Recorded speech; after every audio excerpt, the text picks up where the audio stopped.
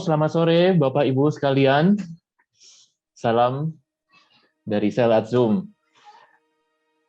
Perkenalkan, saya Ibra dan ada Ibu Dewi di sini yang akan memandu sesi kita sore ini. Sore Ibu Dewi, bagaimana kabar? Baik Pak Ibra, sore semua.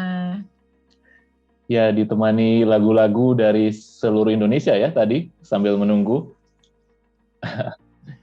Dan kita juga bisa bersapa di chatbox. Teman-teman, perkenalkan saya Ibra dari Bandung. Mungkin bisa sampaikan juga di chatbox Bapak Ibu berasal dari kota mana, karena rasanya bukan cuma dari Jakarta, Bandung ini ya. Ada yang dari Bali nih baru muncul. Ada yang dari kota-kota lain juga. Silakan. Oke, kita akan segera mulai. Silakan Pak Rudolf atau Pak Sony untuk mulai.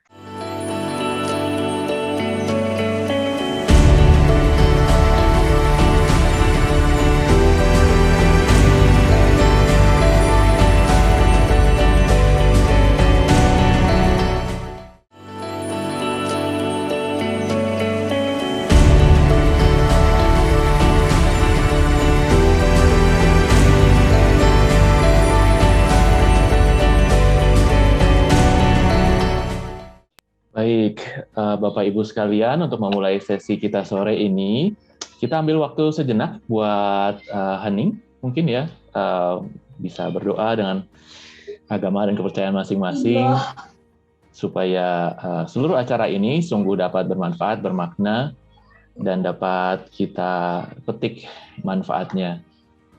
Untuk itu, kita ambil waktu kurang lebih 1 menit untuk hening.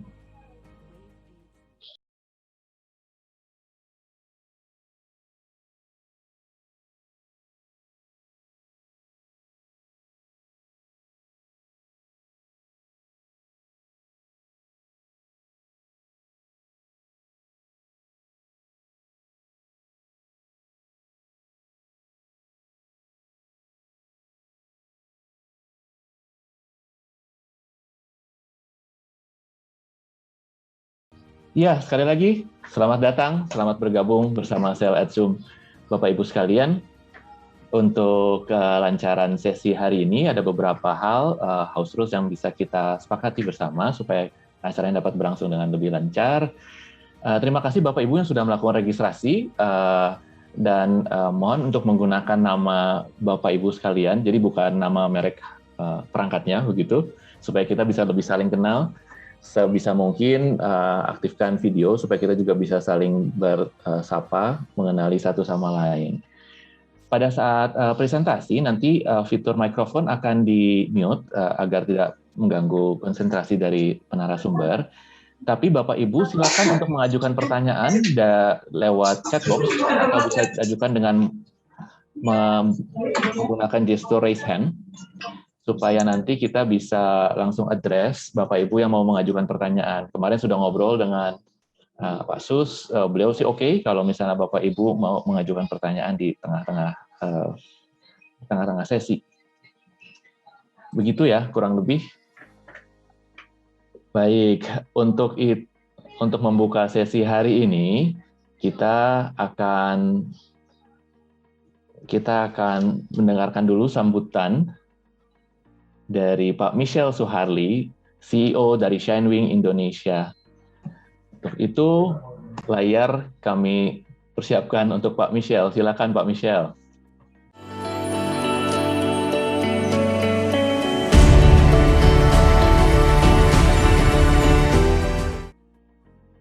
Ya, selamat sore Pak Ibra, terima kasih atas waktunya. Selamat sore Ibu Dewi. Berdua ini duet maut sebagai host kita yang setia dari acara ke acara, bulan ke bulan. Hari ini, bulan ini, tepatnya bulan Oktober, itu menjadi istimewa untuk Shinewing karena Shinewing Indonesia baru saja tanggal 10 Oktober memperingati hari jadi 1 tahun. Nah, tema hari jadi 1 tahun Shinewing Indonesia kali ini adalah kita berkontribusi, maka kita ada. We contribute, therefore we are. So, salah satu kontribusi yang konsisten Shinewing Indonesia lakukan untuk bangsa dan negara adalah melakukan melalui Cell Academy at Zoom, di mana Cell Academy ini sendiri ada Pak Ibra, ada Bu Dewi, Bu Eni, Pak Andi ya. Ini mengusung tema LEAD, Learning, Earn, Apply, Deliver.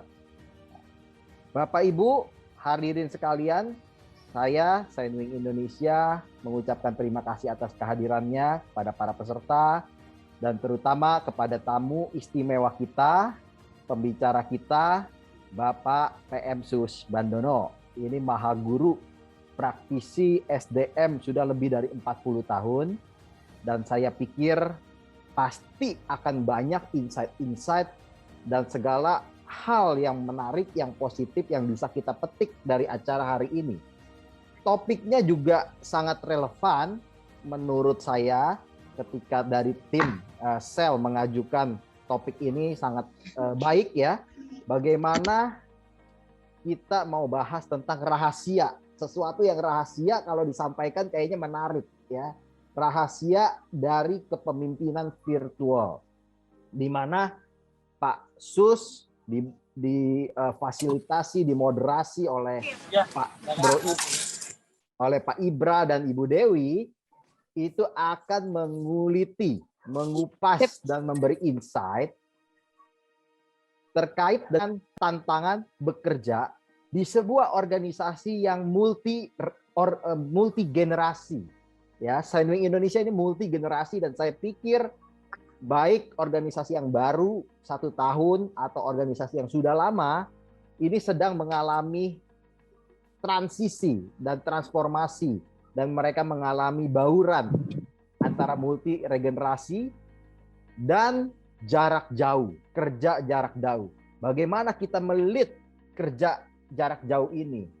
Oleh karena itu menarik mencermati paling tidak hari ini speaker kita Pak Sus Bandono, Master Sus Bandono akan mengungkap simptom organisasi di era disrupsi.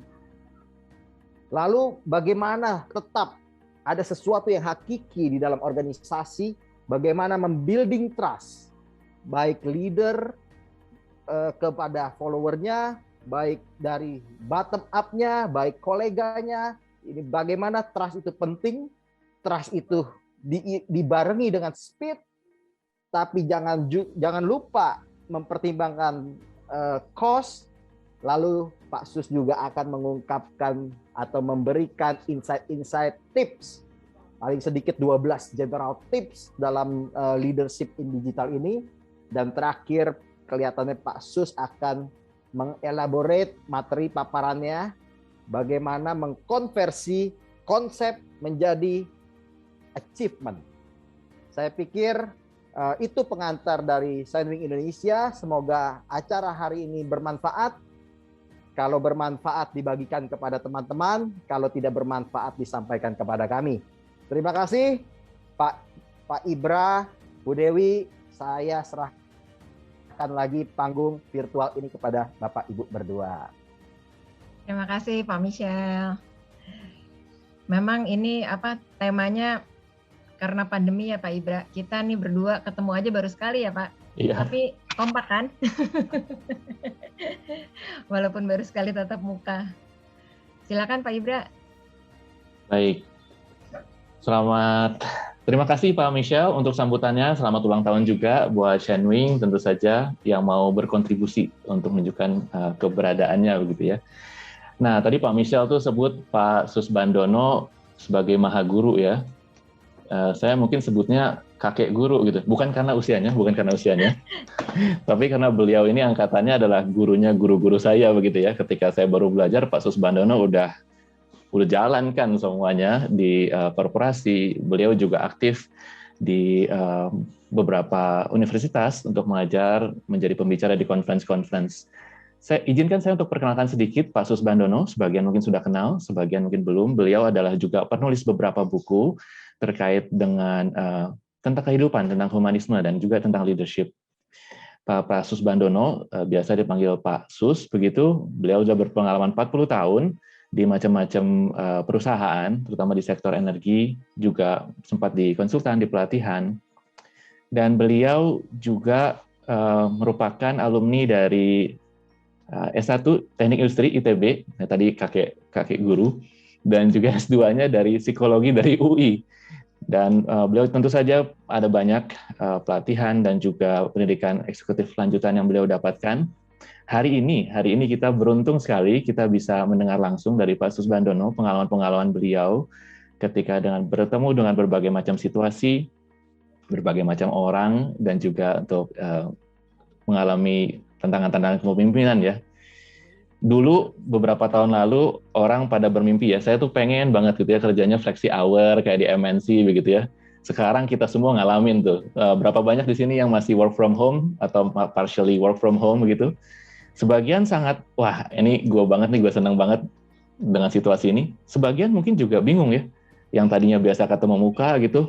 Ini saya sama Bu Dewi kerja bareng tapi baru ketemu 1 kali dalam 1 tahun ini begitu. Ini situasi yang mungkin relatif baru ya buat kita semua. Buat Pak Sus katanya nggak baru-baru banget, dia udah lamain mengalami katanya ketika berhubungan dengan pekerja yang remote dan juga pekerja dengan latar belakang yang sangat berbeda. Untuk itu, kita sambut saja langsung Pak Sus Bandono ya Bu Dewi. Ya Pak Ibra, silakan Pak Sus Bandono.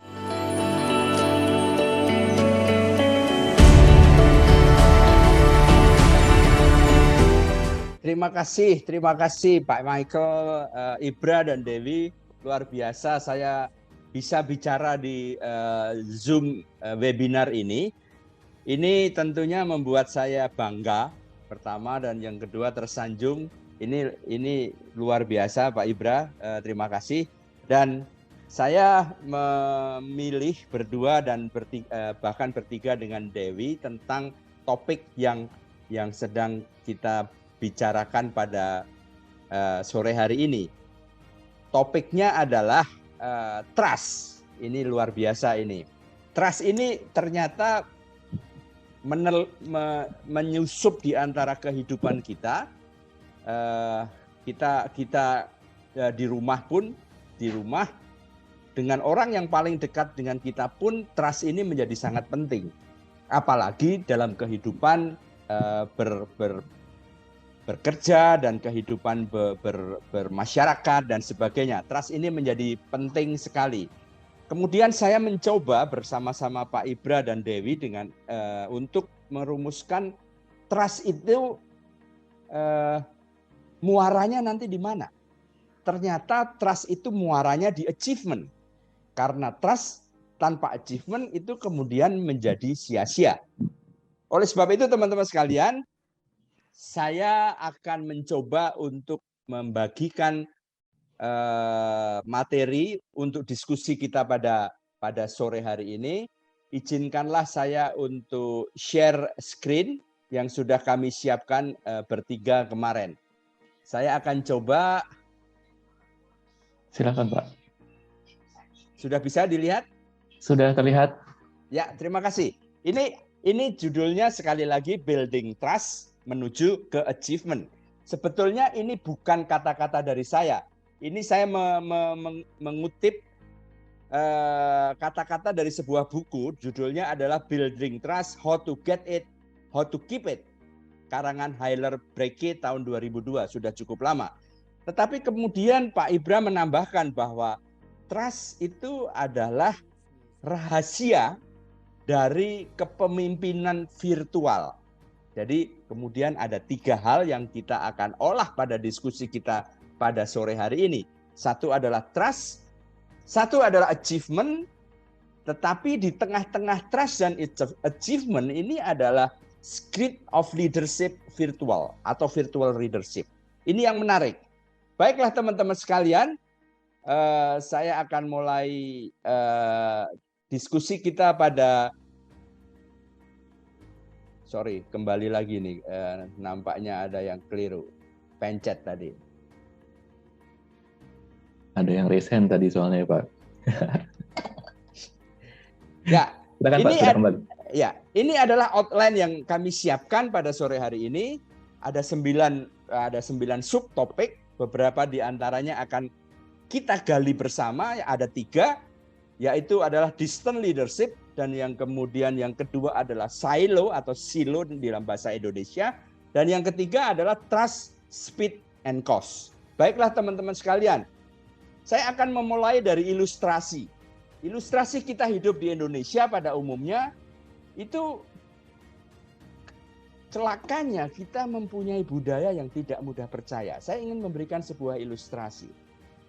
Anda mungkin yang senior kenal siapa itu Bob Sadino.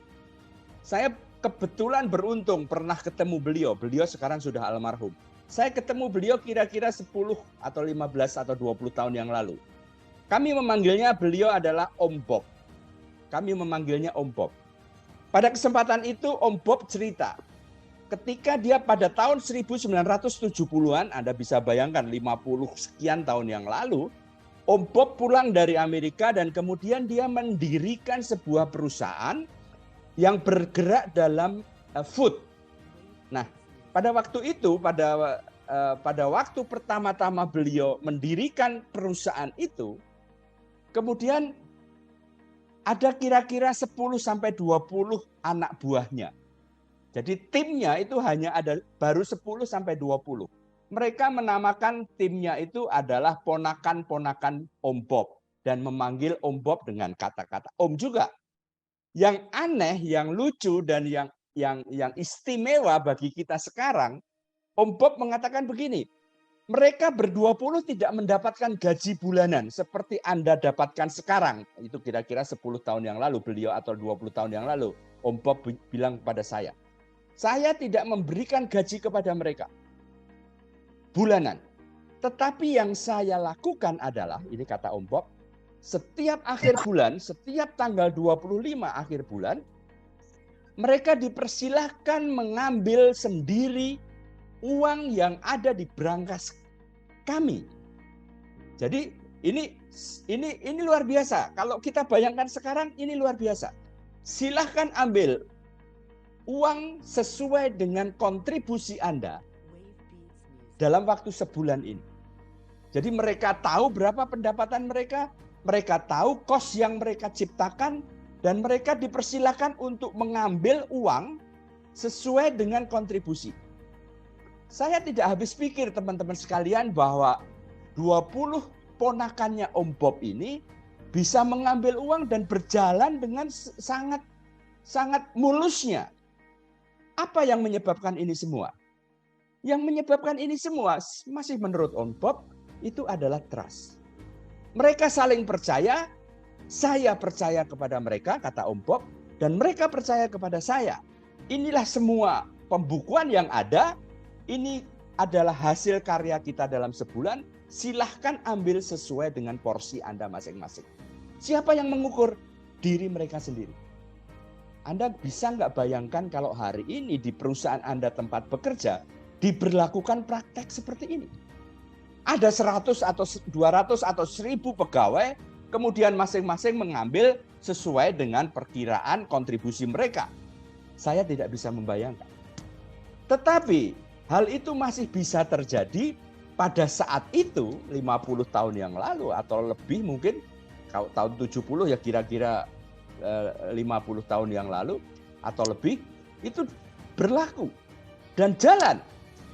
Nah, Om Bob sebetulnya menekankan, memberikan pesan bahwa kalau trust terbangun di antara kita, maka apapun bisa terjadi. Ini pesan yang kita harus tangkap dari Om Bob. Yang kedua, saya ingin cerita mengenai tanda tangan. Kira-kira kelas 5 atau kelas 6 SD, ini yang saya alami. Bapak guru saya pada waktu itu mengatakan, kamu sekalian sekarang dipersilahkan untuk membuat tanda tangan. Itulah tanda tangan pertama yang saya buat atau kami buat. Bapak guru memberikan pesan seperti ini. Buatlah tanda tangan yang sulit untuk ditiru oleh orang lain. Jadi kalau bisa jangan tanda tangan yang merupakan tulisan nama Anda. Dan kami lakukan. Oleh sebab itu, kalau Anda sekarang melihat tanda tangan saya dan juga teman-teman saya SD pada waktu itu, tanda tangannya itu sangat-sangat tidak bisa dibaca. Gunanya apa? Karena kami memenuhi pesan Pak Guru yang memang kelihatannya masuk akal, bahwa tanda tangan itu diusahakan supaya tidak bisa ditiru. Baru kemudian sekian tahun kemudian, saya menyadari bahwa konsep yang diajarkan Pak Guru kepada kami di SD sekian puluh tahun yang lalu, itu adalah konsep ketidakpercayaan. Bukan konsep kepercayaan. Karena apa? Karena masyarakat Indonesia baik dulu maupun hingga kini itu adalah ketidakpercayaan, bukan kepercayaan. Anda bisa melihat tanda tangan, contoh tanda tangan di negara maju, itu tanda tangannya itu adalah menulis namanya saja. Dan tidak ada rasa khawatir tanda tangannya akan ditiru. Sekali lagi, ini konsep adalah konsep trust. Inilah sebetulnya yang kita alami sekarang. Orang harus dipercaya sampai kemudian dia terbukti tidak bisa dipercaya. Bukan orang harus tidak dipercaya sampai kemudian terbukti bisa dipercaya. Sementara teman-teman sekalian yang berlahir dan berkembang di masyarakat kita adalah yang kedua. Yang bukan yang benar. Oleh sebab itu, timbullah kemudian konsep tanda tangan yang tidak bisa ditiru. Yang sengaja dibuat agar sulit untuk ditiru. Ini sebetulnya saya kaji-kaji, ini adalah lahir dari masyarakat feodal. Masyarakat feodal yang kita alami sekarang itu menciptakan birokratis. Menciptakan masyarakat birokratis. Menciptakan birokrasi. Akibatnya apa? Akibatnya Anda alami sekarang. Proses bisnis panjang dan rumit. Anda bisa melihat ini dalam pelayanan publik. Anda ngurus KTP, Anda ngurus pajak, Anda ngurus BPJS. Itu adalah proses bisnis yang panjang dan rumit. Sebetulnya ini adalah masyarakat feodal. Masyarakat feodal menciptakan birokrasi, dan kemudian birokrasi menciptakan proses bisnis yang panjang. Padahal teman-teman sekalian, di dunia yang semakin kompetitif seperti hari ini, yang dibutuhkan itu adalah masyarakat yang decisif, leadership yang decisif dan efisien. Sehingga proses bisnis panjang dan rumit itu menjadi tidak cocok lagi. Marilah kita bersama-sama melihat keadaan ini. Karena sebetulnya teman-teman sekalian, the very first job of leader is to inspire trust. Guru SD saya tidak inspire trust kepada kami. Atasan saya ketika saya masuk kerja 50 atau 45 tahun yang lalu itu tidak menginspire trust kepada kami. Apakah dia salah? Apakah mereka salah? Belum tentu. Karena apa? Karena masyarakat kita itu adalah masyarakat yang tidak inspire trust. Ini adalah kesulitannya, ini obstacle yang kita hadapi. Sementara kepada bawahan, kepada murid, kepada anak buah, kepada anak kita, itu mereka harus mendemonstrasikan, menunjukkan trustworthy. Jadi, atasan harus menunjukkan inspire trust, bawahan harus menunjukkan bahwa mereka bisa dipercaya. Kedua arah inilah yang membuat, yang menjamin jembatan kepada kita bahwa proses bisnis menjadi tidak panjang dan tidak rumit. Masyarakat birokratis bisa dipotong sehingga keadaan menjadi efisien dan decisif. Teman-teman sekalian, trust itu membutuhkan walk the talk. Apa itu walk the talk? Walk the talk itu adalah mudah sekali. Konsisten dan konsekuen. Ini tidak mudah. Kita gampang menyebutkannya. Tetapi tidak mudah. Karena seorang atasan terutama itu sulit untuk melakukan konsistensi dan konsekuen ketika dia menggenggam kekuasaan. Ini tidak mudah. Mudah diucapkan, tetapi tidak mudah untuk dilakukan. Lah, teman-teman sekalian, apa yang terjadi di organisasi Symptoms pada hari-hari ini? Terjadilah apa yang disebut sebagai reshape culture. Budaya mulai berubah bentuk. Anda bisa lihat sekarang, orang sudah mulai berlomba-lomba untuk membuat atau membangun budaya baru. Tidak usah di organisasi atau di perusahaan. Di tempat-tempat ibadah, budayanya juga berubah. Di masyarakat juga berubah. Ini yang kita alami bersama teman-teman sekalian. Dan apapun perubahan yang terjadi pada saat ini, maka speed atau kecepatan itu menjadi sebuah keniscayaan. Karena kecepatan itu membangun the new normal. New normal itu adalah sebuah lomba dengan waktu. Dalam bahasa yang lebih puitis disebutkan sebagai berpacu dengan waktu. Dan kemudian seorang konsultan mengatakan the new normal itu adalah constant transformation. Jadi sebuah transformasi yang terus-menerus. Kalau 2 tahun yang lalu, WHO, sebuah lembaga kesehatan yang paling otoritatif di dunia ini mengatakan bahwa kita harus menggunakan masker, terutama bagi mereka yang sedang sakit. 2 minggu kemudian, lembaga yang sama, WHO yang sama mengeluarkan kebijakan yang berbeda. Masker diperuntukkan bagi semua orang. Tidak peduli dia sakit atau dia sehat. Inilah new normal. New normal itu tidak ada normalnya karena selalu berganti. Karena dia konstan transformasi. Salah satu akibat yang terjadi adalah distant leadership. Yang tadi disebutkan. Hari ini ketika atasan keluar dari ruangan kerjanya, dia tidak melihat anak buahnya di depan mereka. Karena apa? Dia bekerja dari rumah. Sementara anak-anak buahnya bekerja dari banyak-banyak tempat di rumahnya masing-masing. Kemudian keluarlah flexi time. Banyak yang mengeluh kepada saya bahwa work from home itu ternyata lebih banyak memakan waktu kerja daripada work from office yang lebih jelas 8 pagi sampai 5 sore. Flexi time ternyata memang betul-betul fleksi. Artinya apa? Ketika malam pun bos Anda menghendaki, maka Anda harus siap untuk rapat. Ini memerlukan transformasi organisasi. Tetapi di lain pihak teman-teman sekalian, mental silo ini berkembang dan tumbuh luar biasa. Karena apa?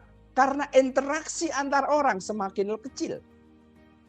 Secara fisik orang menjadi semakin jarang bertemu. Terjadi digital revolution, automation, dan kemudian larinya adalah slimming organisasi. Ketika hal ini semua terjadi tetapi organisasi tetap tidak menjadi lebih langsing, tidak menjadi lebih slimming, maka ada yang salah dengan organisasi Anda. Terjadi millennial gap. Banyak teman yang mengatakan, Pak, bagaimana ini Pak? Saya bekerja dengan anak-anak muda yang sama sekali saya tidak ketahui bagaimana maunya. Tidak bisa Anda hindari lagi. Digital revolution, anaknya adalah millennial gap. Dan kemudian resource-nya semakin depletion. Terjadi tight competition. Terjadi di mana-mana. Ditambah lagi kalau tadi adalah speed is emas dan new normal. Perubahan itu hitungannya bukan tahun atau bulan. Perubahan itu hitungannya hari. Cost leadership terpaksa mau tidak mau harus Anda pegang dengan teguh. Ini bukan sesuatu. Ini bukan sesuatu yang mudah ketika kita harus mengutamakan cost leadership. Bisnis proses harus berubah. Bahkan bisnis model pun harus berubah. Skill berubah. Job berubah. Teman-teman sekalian, kita sekarang akan beralih ke apa yang disebut sebagai distant leadership. Pandemi itu mempercepat dan memaksa perubahan cara kerja. Kita nggak usah diskusi panjang lebar. Saya rasa semua orang setuju. Dan inilah yang disebut sebagai distant leadership. Bekerja tidak lagi berbicara mengenai tempat, tetapi adalah berbicara mengenai apa yang Anda kerjakan. Sehingga cara bekerja itu menjadi nomor 2. Tahun 2020, di bulan Mei, Twitter membebaskan karyawannya untuk work from home. Bulan Juni, Facebook memberi kesempatan karyawannya bekerja 50-50. Hybrid sekarang dikenalnya. Google memberi kesempatan karyawan bekerja remote. Microsoft mengumumkan hasil riset bahwa 66% respondennya merencanakan kerja hybrid. Ini kenyataan yang tidak bisa diingkari. Teman-teman sekalian, proses bisnis itu menjadi sebuah hal yang penting. Kalau Anda mengalami hal-hal ini, kemudian Anda tidak menata proses bisnis, maka Anda akan mengalami kesulitan yang lebih besar. Apa saja yang harus direview dan direvisit? CNB direstrukturisasi, reward direvisi, perjanjian kerja bersama harus ditulis ulang, infrastruktur ditata ulang, sumber daya dan sebagainya dan sebagainya. Saya ulangi teman-teman sekalian. Begitu hari ini pemerintah mengumumkan pandemi di awal tahun 2020, maka 1 hari kemudian proses bisnis sudah harus berubah. Tetapi yang banyak di antara kita, proses bisnis tetap begitu saja. Ini yang sering menyulitkan kita dan anak buah kita. Manajemen by work around diubah menjadi manajemen by result. Orang kemudian lebih mementingkan result, dan result. Padahal teman-teman sekalian, di banyak industri mereka mempunyai anak buah dalam tanda petik ada di lapangan, ada di bengkel, ada di pabrik. Ini semua adalah distant leadership. Jawabannya adalah trust. Trust harus dibangun. Trustworthy menjadi sebuah keniscayaan. Tanpa ini semua teman-teman sekalian, distant leadership akan sulit untuk diterapkan. Yang penting adalah pandemi memaksa dunia usaha untuk banyak berubah. Ini adalah kesempatan emas.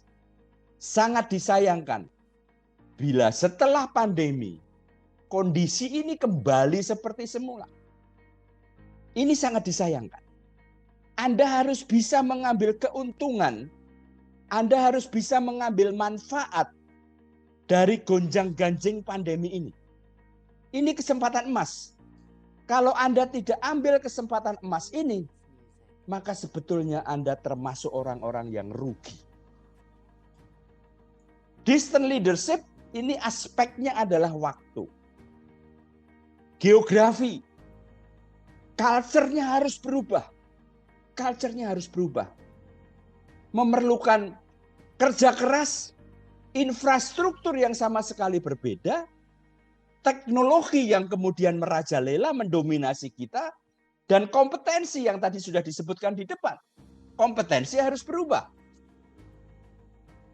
Teman-teman sekalian, distant leadership ini adalah sesuatu hal yang istimewa. saya ingin memberi kesempatan kepada Mas Ibra dan teman-teman untuk menanggapi bagaimana kita sebaiknya menyikapi digital leadership ini. Silakan Mas Ibra. Terima kasih Pak Sus. Wah, dari awal sudah banyak ini ya, insight tadi ya, pengalaman dari Pak Bob dan seterusnya. Dan ini kan keniscayaan ya Pak Sus, bahwa situasinya saat ini memang membutuhkan kita untuk melakukan sesuatu yang dinamakan distance leadership ini. Ada peluang-peluang juga ya ternyata bahwa kita nggak akan kembali ke dunia yang lalu, ini ada dunia yang baru di depan. Dan ini ada beberapa aspek dan kebutuhan-kebutuhan dari generasi yang sekarang yang akan bekerja di dunia yang baru. Saya senang banget kalau misalnya zaman dulu kan kalau mau berguru sama Pak Sus, saya harus jalan ke Jakarta begitu ya, ketemu, nggak bisa sharing dokumen, dan sekarang banyak kemungkinan untuk bisa melakukan itu. Nah, saya nggak tahu nih dari teman-teman yang lain, dari Bu Dewi, dari peserta yang hadir di sini, bagaimana menanggapi atau melihat peluang apa sih yang bisa muncul dari situasi yang saat ini, ketika sekarang bekerja dari rumah itu bukan sesuatu yang aneh lagi. Gigs ekonomi juga ya Pak Sus, sekarang kadang-kadang kita ketemu Pak Sus ahli apa, yang lain ahli apa lagi, yuk kita kumpul kolaborasi satu project gitu ya, lepas dari struktur gitu ya, nggak pakai lagi organisasi yang rigid begitu. Mungkin itu ada beberapa peluang-peluang baru nih, kita coba dengar juga dari yang lain ya, kalau misalnya ada peluang-peluang yang muncul dengan adanya distance leadership. Bu Dewi, silakan Bu Dewi. Pak Ibra, kalau saya sih sama kayak Pak Ibra ya. Keuntungannya adalah kadang-kadang misalnya kita mau kontak orang yang senior kita, siapa kan dulu kita harus kontak, entah itu telepon, datang atau datang gitu ya Pak. Tapi kalau sekarang kan kita Zoom aja gitu kan. Jadi kayak apa ya? Alasan buat nggak datang, tapi memang kita cepet banget dapat waktunya mereka gitu. Iya nggak sih Pak Ibra? Kadang-kadang di luar kota, di luar negeri, kita tuh bisa kontak semua orang. Sekarang gitu ya Pak? Karena semua orang di rumah gitu. Bener nggak? Ya, jadi apa-apa jadi dipermudah gitu. Connectivity ya. Jadi di luar negeri pun kita bisa, yang penting waktunya aja. Misalnya saya kontak teman saya yang di Amerika ya, saya ngantuk-ngantuk lah ya, nunggu paginya mereka gitu. Jadi mau nanya sesuatu, mau ikut keterampilan yang kita mau, dari mana aja bisa. Jadi itu keuntungannya sih kalau menurut saya. Mungkin teman-teman lain punya pengalaman, bisa sharing? Boleh sedikit Ibu Dewi. Silakan. Boleh Pak Agus. Oke Bu Dewi. Selamat sore. Sore Pak Agus. Suhu Pak Bandono. Bapak, saya mungkin gini, mohon pencerahan ya. Memang di dunia ini tidak ada sesuatu yang kebetulan ya, semua sudah by proses gitu ya Bapak ya. Sepertinya proses pandemi sekarang sangat berhubungan erat sekali dengan revolusi industri 4.0 yang sedang kita alami gitu Bapak ya. Artinya gini, kita tidak bisa membayangkan ketika pandemi ini terjadi di masa revolusi industri 2.0, 3.0. Mungkin momen-momen seperti ini tidak bisa kita dapatkan oleh Bapak ya. Jadi apakah emang ini semacam udah ada by design program ini seperti apa momen ini apa sudah by design atau memang terjadi secara alamiah gitu Bapak Smandono? Iya tadi maksudnya gini, rasanya kita sudah dipersiapkan untuk beralih atau memasuki dunia revolusi industri 4.0. Ketika ada Zoom, di saat pandemi, ternyata pandemi tidak membatasi kita untuk beraktivitas. Konektivitas tetap kita jalankan. Itu saja Bapak Smandono, mohon pencerahannya. Terima kasih Mas Agus, terima kasih banyak. Terima kasih. Ini kalau Anda tanya apakah ini by design, saya jawab iya. Tetapi pertanyaan kedua, ini yang mendesain siapa? Ini yang mendesain siapa? Apakah Ibrahim Aryon? Apakah Dewi? Apakah Susbandono? Ya yang mendesain, saya jawabnya gampang Mas Agus. Karena saya tidak tahu jawabnya, Anda juga tidak tahu jawabnya. Siapapun juga tidak tahu jawabnya, siapa yang mendesain, maka jawabnya adalah ini adalah yang berkuat, yang maha kuasa yang mendesain. Tapi Tapi Anda coba lihat ke belakang sedikit. Tahun 2000 itu kira-kira 20 tahun yang lalu, itu orang di dunia ini mulai kenal apa itu disruption era. Ya, mulai kenal apa itu disruption era. Kemudian disruption itu mulai berputar dengan cepat. Dan di samping roda disruption ini, berputarlah roda apa yang disebut sebagai millennial gap. Tadi malam Mas Agus, saya itu berkunjung ke rumah cucu saya. Pertama kali saya masuk ke rumah dia, apa yang dia ambil dari kantong saya? Anda tahu nggak? Handphone saya. Kemudian dia ambil handphone saya, umurnya 3 tahun Mas Agus. Kemudian dia buka handphone saya, kebetulan tidak saya pasang password, dan dia masuk ke YouTube yang isinya nyanyian anak-anak. Kemudian dia ikut menyanyi. Anda bisa bayangkan nggak Mas Agus ketika umur 3 tahun melakukan hal seperti itu? Pasti Anda tidak bisa lakukan. Anda bayangkan saya umur 3 tahun itu 60 tahun yang lalu Mas Agus. Jangankan komputer, mesin hitung aja belum ada. Jadi kalau kita kemudian bertanya apakah perubahan yang semakin cepat, disruption, roda disruption yang berputar, kemudian di sampingnya ada millennial gap, kemudian tiba-tiba tahun 2020, di samping disruption dan millennial gap ini ada pandemi. Terjadilah hiruk pikuk yang tidak mungkin untuk kita kelola bersama. Ini Anda sangat tepat ketika menanyakan apakah ini by design atau tidak. Jawabannya yang sulit itu adalah siapa kemudian yang mendesain. Ini kemudian jawabannya yang sulit. Tapi begini Mas Agus. Saya instead of saya ingin mencari siapa yang mendesain, saya hanya ingin memberikan pesan kepada teman-teman sekalian. Ini sudah terjadi. Revolusi industri 4.0, disruption era, kemudian millennial gap, revolusi digital, kemudian ini tiba-tiba datang sebuah makhluk yang namanya pandemi. Saya yakin, seyakin-yakinnya, bahwa di antara gonjang-ganjing ini semua, ada sesuatu yang kita bisa ambil manfaatnya. Tetapi ingat, kita tidak bisa hanya mengambil begitu saja. Anda harus mempersiapkan. Sistematikanya adalah persiapan itu dilakukan melalui apa yang disebut sebagai business process. Kalau Anda membiarkan istri Anda sekarang ini belanja dengan online, maka bisnis prosesnya itu berbeda ketika istri Anda belanja langsung ke pasar-pasar tradisional. Ini yang harus dikelola ini perubahan bisnis proses ini. Karena kalau tidak akan terjadi chaos. Mohon maaf Mas Agus, saya pernah diundang untuk sebuah kantor perusahaan minyak di pusat Jakarta sana yang bingung bagaimana caranya dia mengelola office space yang sekarang ini mulai kosong. Ini kan hanya bisa dijawab melalui revisiting business process. Inilah sebetulnya yang disebut sebagai distant leadership.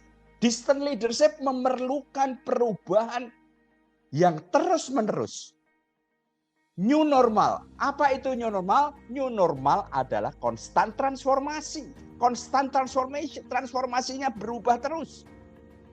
Anda sanggup nggak ini? Saya sanggup nggak ini? Ibra sanggup nggak? Dewi sanggup nggak ini?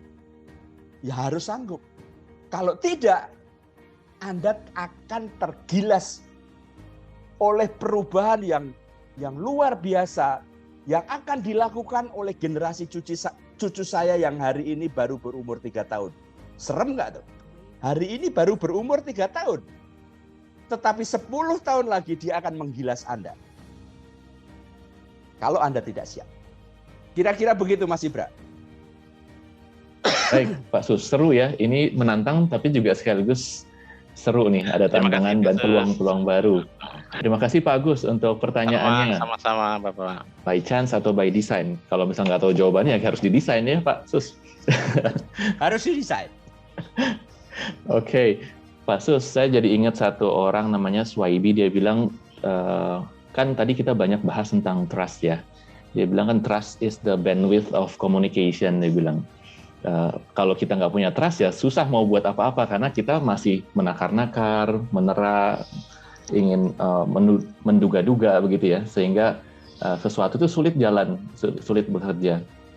Pak Sus, apakah bisa elaborasi tentang kenapa sih dari semua macam aspek ini rahasianya ternyata adalah membangun trust? Mungkin Pak Sus bisa berikan.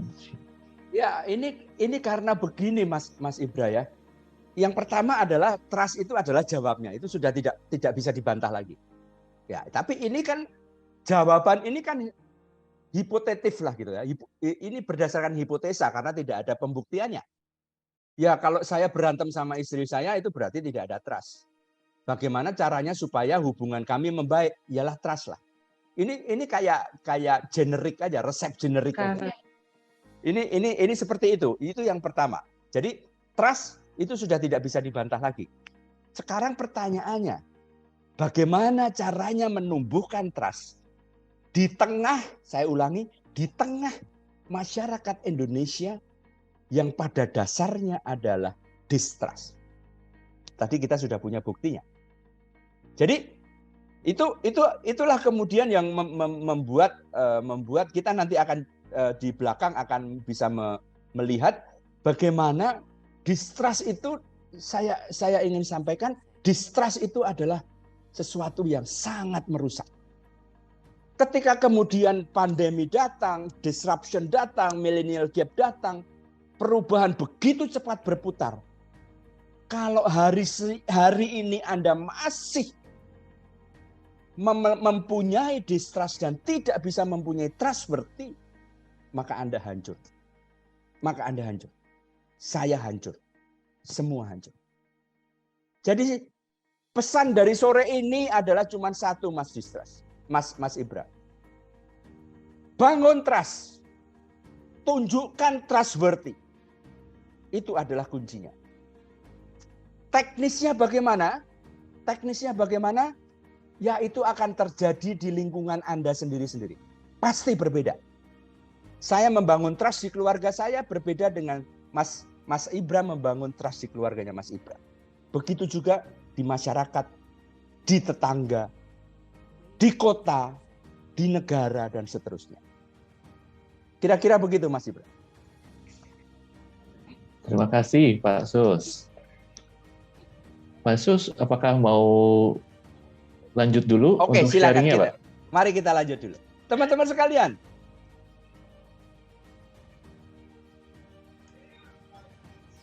Sekarang pertanyaannya, mengapa trust itu penting? Sebetulnya tadi dalam diskusi kita yang barusan itu sudah disebutkan. Ini ada sebuah video pendek, ya. Pesannya begini. Bahkan dengan musuh pun manfaat akan bisa diambil ketika trust itu ada. Saya akan putarkan ini video ini. Saya ulang ya. Jangankan kepada teman, jangankan kepada rekan kerja, jangankan kepada istri, suami, atau anak, jangankan kepada anak buah Anda, dengan musuh pun, maka trust akan bisa membangun dan memberikan manfaat bagi kedua belah pihak. Kita lihat bersama.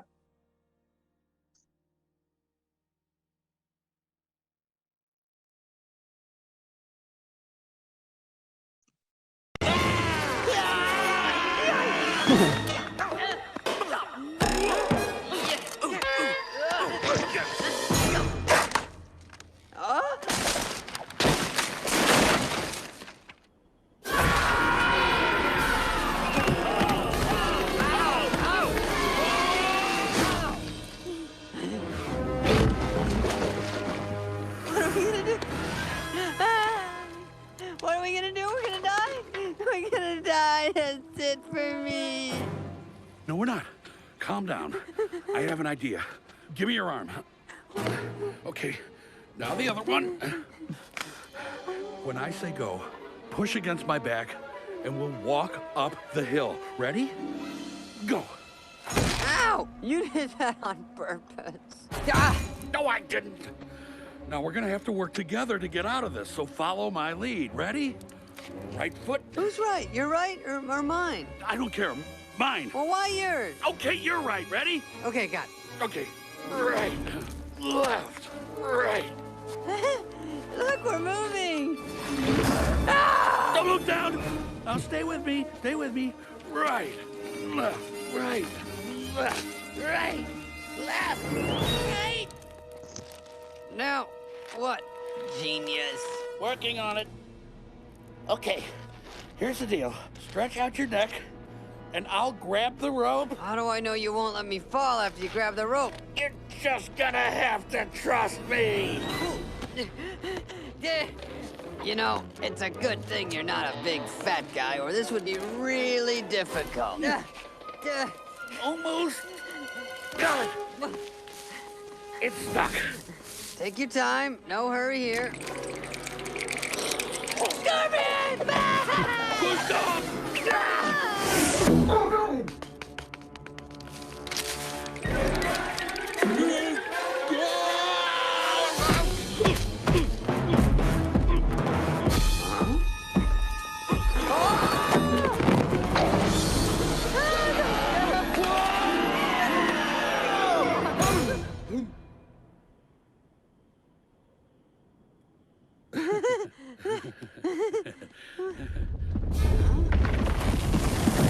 out!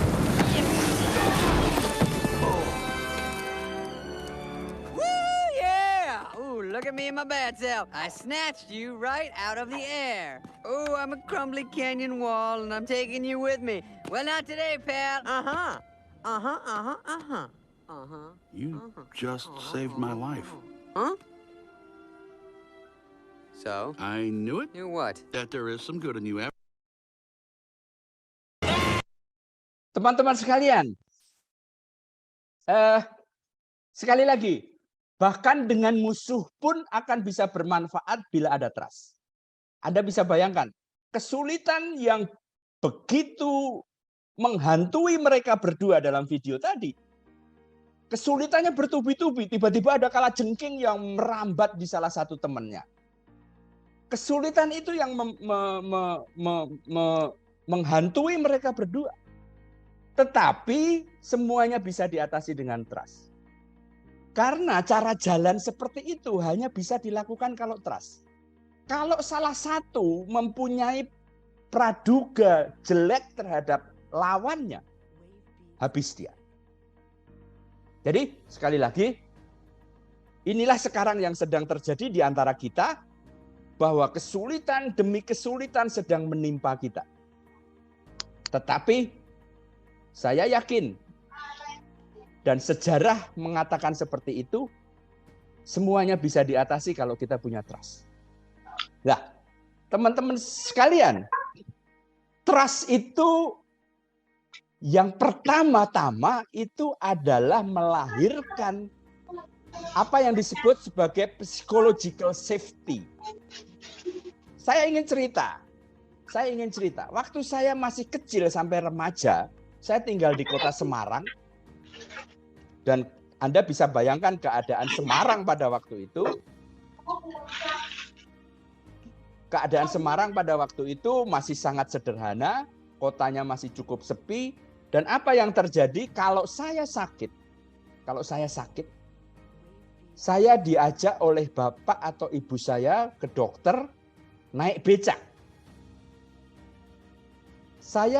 Kami punya langganan seorang dokter yang sudah tua ya, pada waktu itu mungkin umurnya 55, 50 begitu, dokter umum tapi banyak pengalaman. Apa yang terjadi ketika saya turun dari becak, ketika kami turun dari becak dan masuk ke pagar si dokter itu, maka panas badan saya tiba-tiba turun. Kemudian kami menunggu sampai kami mendapat giliran, dan kemudian masuk dalam praktek dokter itu, kemudian dokter itu mengatakan, saya masih ingat namanya Dokter Chiam. Dokter itu mengatakan, ya dalam bahasa Jawa, kamu tidak sakit. Tetapi toh dia memberi obat. Karena apa? Karena gejala-gejala yang saya derita di rumah itu hilang ketika saya bertemu dengan sang dokter. Sebetulnya apa yang membuat saya sembuh dalam tanda petik? Yang membuat sembuh saya itu adalah trust. Ini yang kemudian melahirkan apa yang disebut sebagai psychological safety. Artinya secara psikologis saya merasa aman, saya merasa sembuh. Teman-teman sekalian, untuk membuat trust ini memang tidak mudah. Ini kemudian menjadi sangat mudah untuk dihilangkan hanya dengan peristiwa-peristiwa yang sangat-sangat sepele. Yang kedua, tanpa trust, transaksi tidak mungkin ada. Kita tidak bisa mempengaruhi orang. Pemimpin tidak bisa membentuk teamwork. Dan orang tidak bisa jualan. Dokter Chiam yang ada di Semarang itu kan sebetulnya yang dipunyai adalah influence, pengaruh. Mengapa pengaruh dia begitu besar dan begitu sakti kepada saya yang masih kecil? Karena saya trust kepada dia. Dan dia menunjukkan trustworthy-nya karena setiap pengalaman menunjukkan setiap saya berobat ke sana, saya sembuh. Ini listnya ini, daftarnya ini masih bisa diperpanjang lagi. Trust tidak hanya uang. Tetapi trust itu adalah sebuah hal yang sangat penting dalam bisnis. Ini adalah sebuah internal power yang ada di dalam diri kita. Ini adalah sejuta action, sejuta kata-kata, sejuta pikiran. Trust, sekali lagi, tidak hanya bisa dibentuk dalam satu hari. Membangun trust, itu memerlukan kerja keras. Jangan dipikir Dokter Chiam itu kemudian bisa dipercaya hanya karena saya mengetuk pintunya. Tidak seperti itu. Pengalaman dia berpuluh tahun di Semarang untuk menangani pasien-pasiennya. Itu adalah modal yang tidak kecil untuk membangun trust. Ada 5 tipe trust sebetulnya.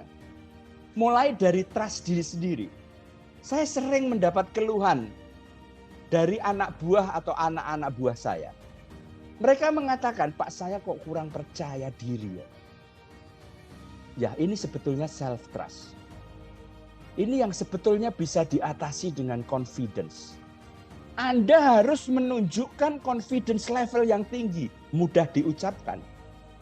Tapi bagi mereka yang tidak atau kurang mempunyai percaya diri, confidence level ini sulit juga untuk dibangun. Saya selalu memberikan resep seperti ini teman-teman sekalian. Confidence level Anda itu bisa naik kalau Anda punya kompetensi dan pengalaman. Saya akan ulang. Confidence level Anda akan naik kalau Anda punya kompetensi dan Anda punya pengalaman. Tolong diingat cerita mengenai Dokter Chiam yang seolah-olah bisa menyulap saya yang sedang sakit bisa sembuh. Dia punya kompetensi dan dia punya pengalaman. Inilah kemudian yang sering menimbulkan masalah dengan generasi milenial. Dia sangat mempunyai kompetensi tetapi pengalamannya mungkin masih kurang. Silahkan jawab sendiri bagaimana cara mengatasi. Level kedua adalah relationship trust. Ketika kita mulai berhubungan dengan orang lain. Maka yang dinilai adalah behavior. Saya tidak akan percaya kepada seorang sopir yang nyopirnya ugal-ugalan. Nyopir ugal-ugalan itu adalah behavior. Perilaku. Dan ketika perilaku ugal-ugalan ini ditunjukkan oleh seorang sopir, maka jangan harapkan orang lain akan percaya kepada dia. Level berikutnya adalah trust yang ada di organisasi. Sekali lagi teman-teman sekalian, ternyata resepnya itu adalah alignment. Ternyata resepnya itu adalah alignment. Alignment ini apa? Alignment ini adalah saling membangun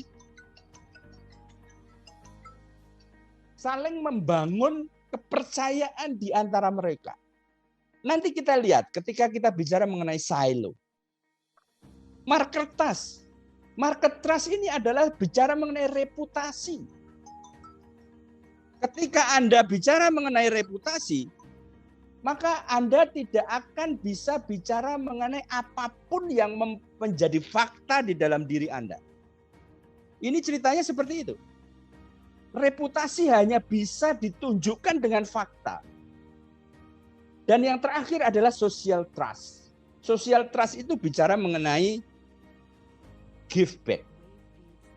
Ketika Anda bisa memberikan sesuatu kepada masyarakat, maka masyarakat akan, di dalam masyarakat akan timbul saling percaya.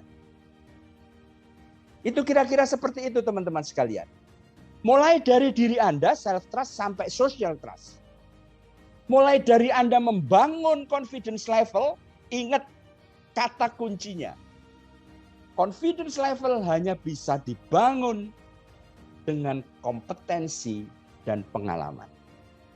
Relationship trust hanya bisa dibangun dengan behavior.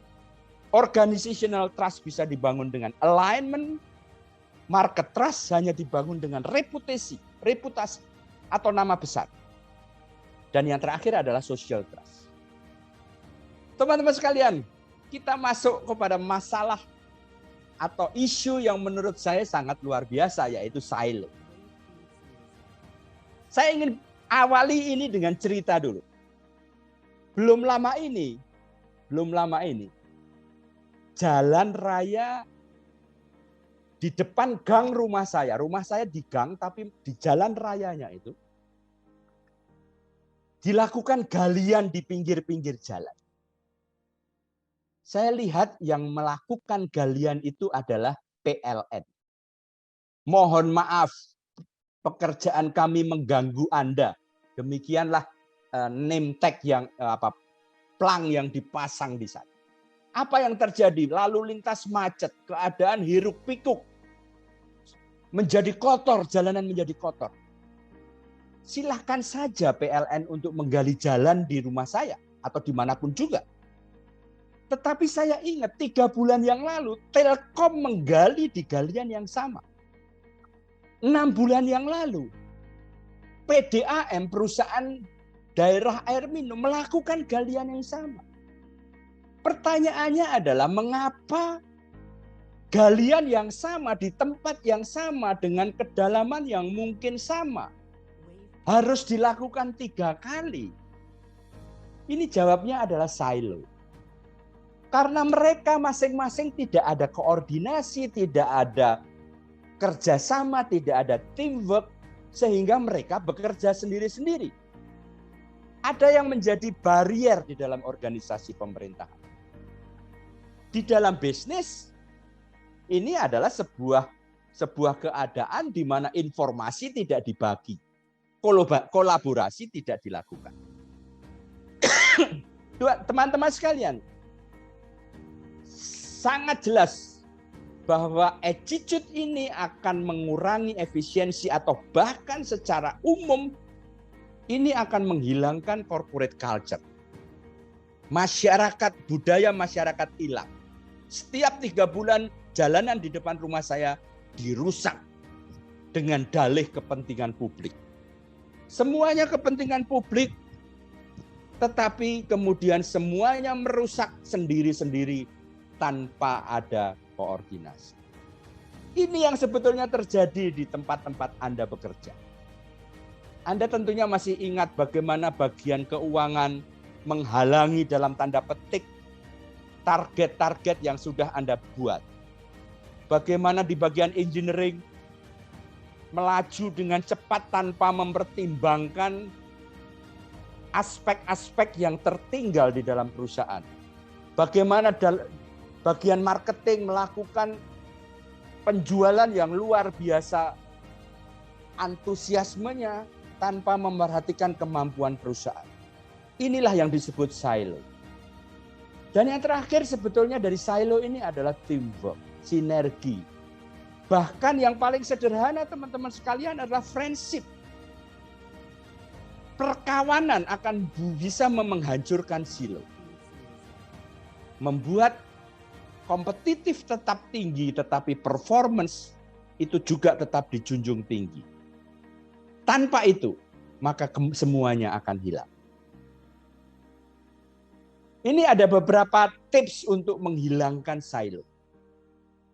Dan ini harus dibangun dengan culture. Jadi, teman-teman sekalian, trust harus dibangun dengan culture, seperti saya tadi ceritakan di depan. Silo harus dihancurkan juga dengan culture. Caranya bagaimana? Teamwork itu menjadi sebuah keniscayaan di dalam organisasi Anda. Project yang Anda ciptakan itu harus base-nya itu adalah tim. Sehingga struktur organisasi yang kaku itu sudah saatnya untuk dihilangkan. Unified visinya harus sama. Visinya adalah tim kolaborasi. Jangan visinya adalah hasil. Visinya adalah kolaborasi dari tim. Dismiss ego sektoral. Buat sebuah bisnis proses yang menghancurkan ego-ego jurusan atau bagian atau departemen di perusahaan Anda. Ingat tadi, PLN punya ego, PDAM punya ego, Telkom punya ego, itu harus didismiss semuanya. Hanya ada satu pimpinan, hanya ada satu kapal, dan hanya ada satu tujuan. Compensation di antara organisasi, policy-nya dan praktisnya harus fair. Ingat cerita mengenai Om Bob Sadino di depan. Compensation dibentuk dengan dasar trust. Harus open dan transparan. Dan yang terakhir adalah software, aplikasi-aplikasi kolaborasi harus disiapkan. Teman-teman sekalian, silo ini menghantui kita semua. Saya kasih contoh yang sangat sederhana. Kalau Anda punya satu orang pembantu rumah tangga atau sekarang disebut sebagai asisten rumah tangga, maka mungkin pekerjaannya akan menjadi lebih sederhana dibandingkan Anda punya 2 asisten rumah tangga. Kenapa? Ketika 2 asisten rumah tangga Anda miliki, maka silo di antara kedua asisten rumah tangga itu akan muncul. Ini ilustrasi yang sangat sederhana. Anda bisa bayangkan bagaimana pemerintah daerah atau gubernur di Banten ini, saya tinggal di Tangsel, itu harus mengelola PDAM, PLN, dan Telkom agar tidak terjadi silo-silo. Saya ingin memancing tanggapan dari Anda sekalian. Bagaimana silo di tempat Anda? Tidak usah di tempat Anda yang rumit. Di lingkup tempat Anda yang paling sederhana sekalipun, silo ini akan terlihat. Mari kita simak bersama. Terbuka buat share dari peserta gitu ya maksudnya Pak Sus? Ya, monggo, silakan. Monggo. Dari pengalaman masing-masing ya. Silakan. Atau sambil menunggu Pak Sus, tadi ada pertanyaan yang muncul juga dari chat box dari Pak Muhammad Yunus terkait dengan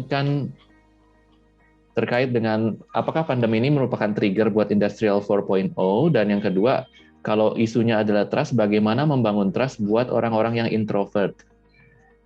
Mungkin sambil kita ini ya, mungkin ada asumsi bahwa yang introvert kan yang mungkin kurang ekspresif atau belum terlalu asertif mungkin ya dalam berkomunikasi. Ya, Mas, Pak siapa tadi saya lupa, mohon maaf. Muhammad Yunus. Pak Yunus, selamat sore Pak Yunus. Saya hanya mengatakan bahwa trust itu sebetulnya bukan sesuatu yang verbally, yang secara verbal kita tangkap. Ya, semakin banyak orang, saya kasih contoh, mohon maaf saya menggunakan apa yang ada di otak saya seketika ini. Semakin banyak politikus kita bicara, justru malah semakin kita distrust. Tapi dalam kediaman, dalam ketenangan terhadap orang-orang dekat kita, kita bisa menangkap bahwa dia adalah orang yang pantas untuk kita beri kepercayaan. Boleh saya ingin memberikan ilustrasi untuk Pak Yunus ini bicara mengenai trust dengan verbal, dengan orang yang bicara. Saya mempunyai tetangga Pak Yunus, ya. Saya tinggal di sebuah kampung mayoritas orang Betawi. Saya punya tetangga namanya, saya nggak tahu namanya siapa, tapi panggilannya Bang Kekeng. Mohon maaf, Bang Kekeng ini seorang yang tunawicara. Dalam bahasa yang lebih kasar disebut bisu. Kalau dia datang, kami sedang kumpul gitu di pos hansip atau di pinggir jalan, Bang Kekeng ini datang, maka di antara kami yang sedang ngobrol dengan enaknya itu mulai merasa tidak nyaman. Karena apa? Karena ketika Bang Kekeng datang, maka cara bicara kita itu harus berubah. Yang tadinya kita bicara seperti biasa, kemudian ada Kekeng, Kekengnya itu kemudian bicara dengan bahasa dia, yang kita sama sekali tidak bisa maklumi, tidak bisa pahami. Terjadilah apa yang disebut sebagai kolaborasi, teamwork itu bubar. Gara-gara Bang Kekeng. Tetapi kemudian saya lihat Pak Yunus, ketika dia di rumah, istrinya, dia punya 3 atau 4 anak saya lupa, ketika dia berkomunikasi dengan istrinya, dengan 4 orang anaknya, yang semuanya normal, maka mereka berlima sekeluarga itu tidak ada masalah. Mereka bisa bicara dengan tenangnya, dengan nyamannya, entah saya cara bicara macam apa yang mereka lakukan. Saya ingin menunjukkan Pak Yunus, bahwa trust itu bisa dibangun bahkan oleh orang yang tidak bisa bicara, Pak Yunus. Trust tidak bisa dibangun di antara orang yang bisa bicara. Jadi kesimpulannya adalah bahwa komunikasi itu bukan prestasi. Komunikasi itu adalah relasi. Mengapa kami tidak bisa berkomunikasi dengan Pak Kekeng? Karena kami tidak punya relasi yang baik dengan mereka, dengan Kekeng. Mengapa Kekeng bisa berkomunikasi dengan istri dan anak-anaknya? Karena mereka punya relasi dengan anak-anaknya, dengan keluarganya. Jadi kuncinya Pak Yunus, itu bukan apakah dia introvert atau ekstrovert. Kuncinya adalah Anda punya relasi enggak dengan orang yang introvert itu. Si orang introvert itu punya relasi enggak dengan Anda.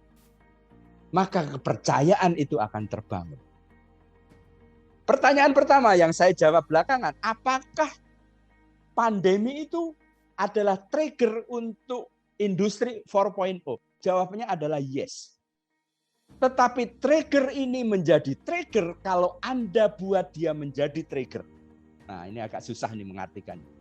Saya ulangi Pak Yunus, pandemi ini adalah trigger bagi industri, pembangunan industri 4.0. Tetapi trigger ini menjadi trigger apabila Anda membuatnya menjadi trigger. Kebalikannya apa? Kalau Anda tidak sensitif dan Anda tidak melakukan sesuatu untuk membuat pandemi ini sebagai trigger, maka itu akan berubah menjadi kontraproduktif. Moga-moga bisa ditangkap Pak Yunus. Moga-moga bisa ditangkap. Wah, silakan Pak Yunus kalau mau menanggapi. Terima kasih Pak Susbandono bahwa komunikasi adalah soal relasi ya, bukan hanya yang terkatakan, tapi apa yang dilakukan, apa yang dilihat itu yang akan sangat membangun. Tadi merupakan reputasi Kalau Anda tidak punya reputasi, Anda ngomong apapun juga, saya tidak akan percaya pada Anda. Ya. Saya jadi ingat tadi pagi kebetulan ada kelas dengan Pak Rudiantara, mantan Menkominfo, Pak Sus. Jadi beliau cerita soal nggak lama dari sekarang, 5 tahun lalu kita masih mengalami ya pro kontra soal ojek online begitu. Ya. Ini kerjaannya siapa nih? Menteri Perhubungan? Enggak, kendaraan roda 2 itu bukan alat transportasi umum begitu ya. Tapi ini urusannya sama Kominfo karena ini online begitu ya, karena ini aplikasinya diatur sama Kominfo. Itu mungkin salah satu contoh juga ya, ketika masing-masing kan menjaga jalurnya ya dengan tupoksinya masing-masing begitu. Kemudian ada situasi yang muncul, ini by design ya, kalau pandemi kan by chance mungkin muncul, kan kita nggak menduga. Tapi ada situasi baru di mana bisnis proses yang lama nggak bisa mengatasinya karena semua peraturan perundangannya, semua proses kerjanya tidak bisa menjawab kebutuhan yang muncul di zaman itu. Ini ada 8 tips untuk breaking down silo.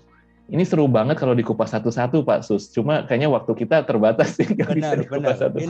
Ini menarik ini Mas Yusuf, Mas Ibra ya. Ini menarik ini. Saya tunjukkan satu hal yang menarik saja. Setelah ada pandemi ini, ya sebelumnya ada disruption dalam millennial era. Setelah ada pandemi ini, compensation policies and practice di tempat Anda bagaimana? Ya. Kan seharusnya berubah. Lah, berubahnya seperti apa? Ini yang kita harus cermati. Tapi kalau Anda diamkan saja policies and practice dari compensation ini, hancurlah Anda karena terjadi ketidakfairan di antara Anda. Itu salah satu contoh. Ini kita bisa membahas dalam waktu 2 jam ini mengenai fair compensation policies and practice akibat adanya gonjang-ganjing pandemi dan sebagainya ini. Betul. Bahkan kontraknya juga harus direview lagi tadi ya, seperti Pak Sus sampaikan. Betul. Ini nggak sederhana sebetulnya. Wah, thank you. Ini dikasih kristal-kristal persoalannya nih sebenarnya di sini. Ini bisa jadi proyek masing-masing nih buat tim kita di tempat kita masing-masing. Iya. Monggo, Pak. Silahkan, mungkin ada yang lain yang mau menanggapi sedikit tentang silo sebelum kita masuk ke topik segmen terakhir di hari ini.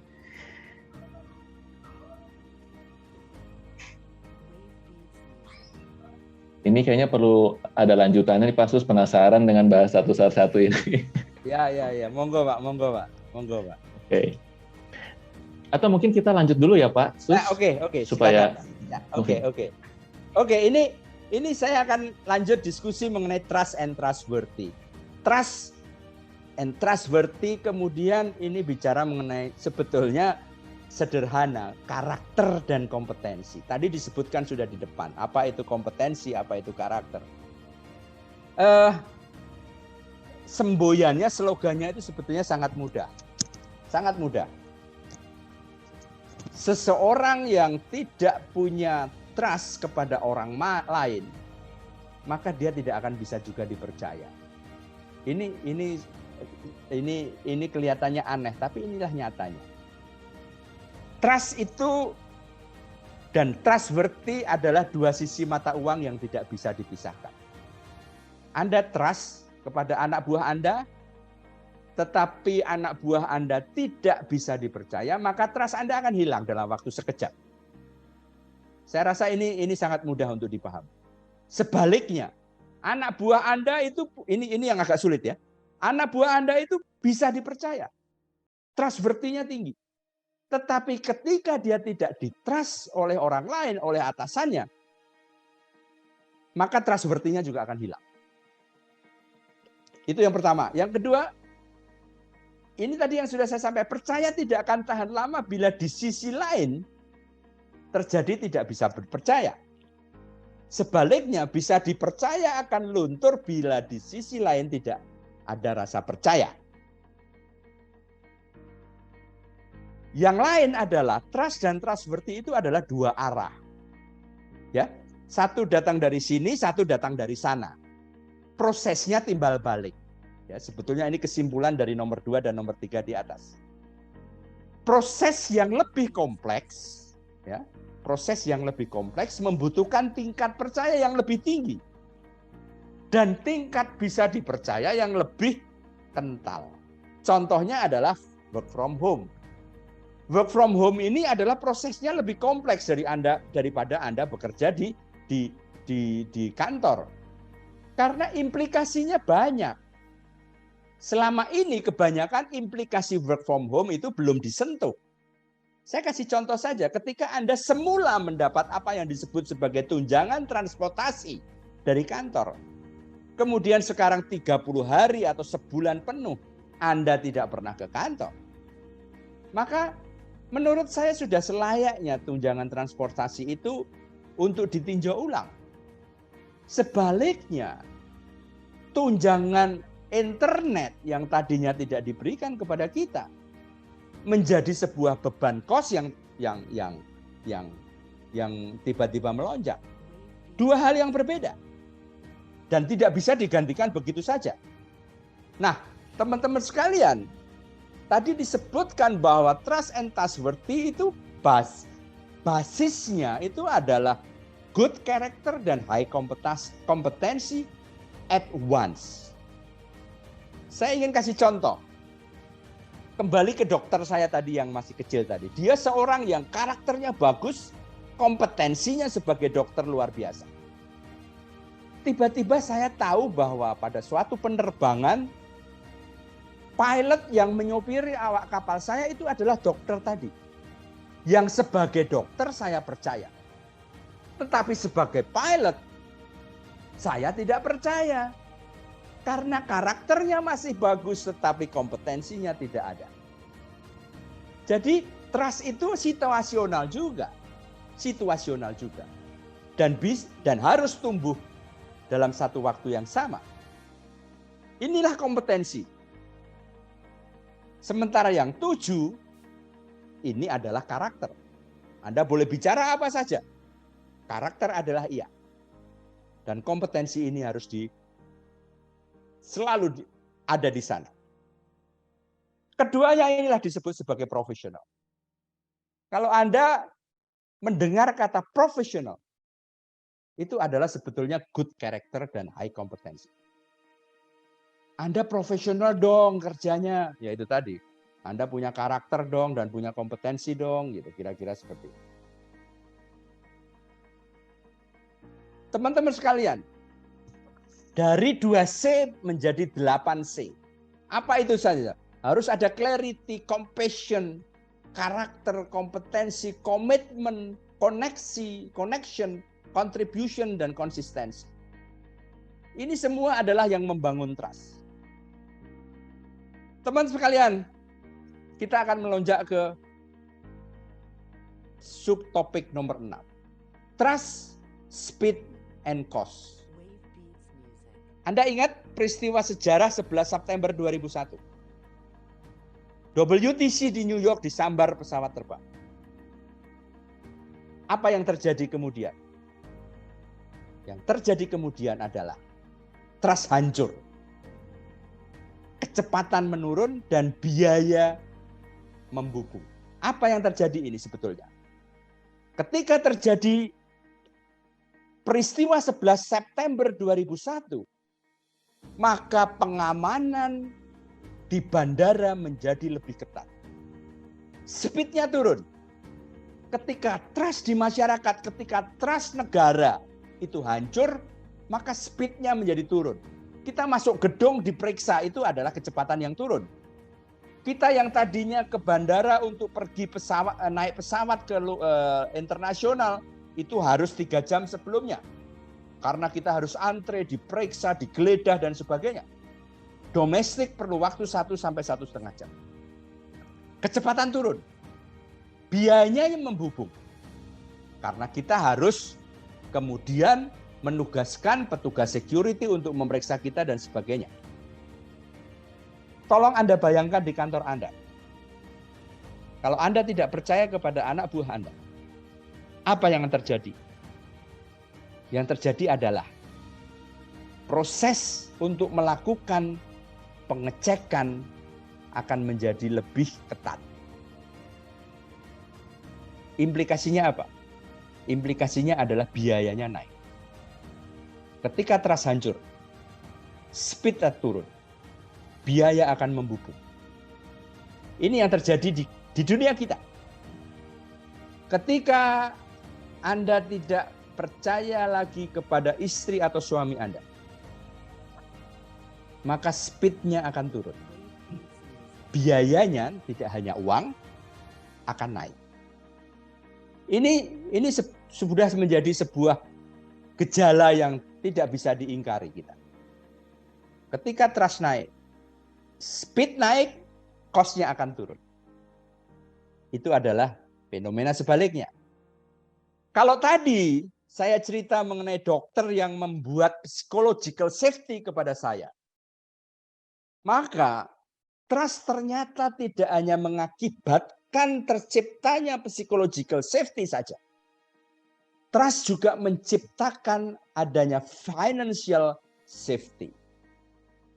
Karena dengan trust, expenses atau cost yang terjadi di dalam kita, diri kita, di perusahaan kita, di masyarakat kita, itu akan juga turun. Karena apa? Karena speed-nya naik. Nah, ini ada sebuah penelitian yang mengatakan kalau 10% Anda menaikkan trust, maka employee satisfaction Anda akan naik 36% increase in pay. Jadi setara dengan 36% increase in pay. Jadi Anda jangan meremehkan trust ini kepada anak buah Anda. Anda jangan meremehkan trust kepada anak-anak Anda. Karena hanya dengan sedikit menaikkan trust, maka akan terjadi kenaikan NP sebanyak 3 kali lipat. Saya ingin mendengar Anda, pengalaman dari Anda sekalian.